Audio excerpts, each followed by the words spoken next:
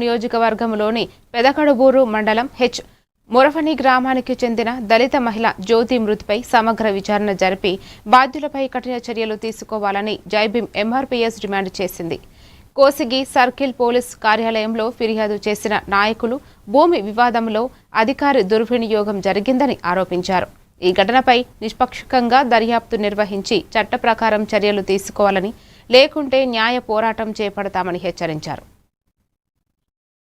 కర్నూలు జిల్లా మంత్రాలయం నియోజకవర్గం పెద్దకడూరు మండలం మురువని గ్రామానికి చెందినటువంటి K Dalitha Jyothi wife of Devaraju. ఈమె వయసు దాదాపు 42 సంవత్సరములు.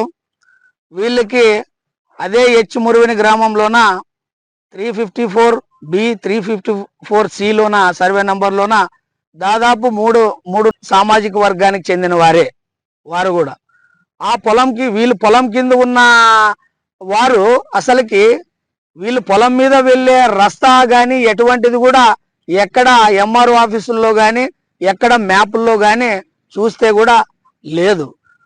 వారు గతంలో కూడా వాళ్ళ అన్నదమ్ములు సైడ్ నుంచి ఎద్దుల బండి కానీ రస్తా కానీ నడిచేవాళ్ళు.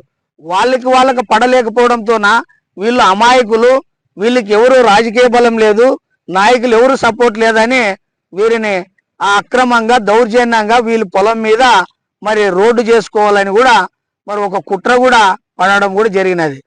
కాబట్టి ఈ నియోజకవర్గంలో ఉన్నటువంటి రాజకీయ నాయకులు కూడా మీరు పరిశీలించాలి.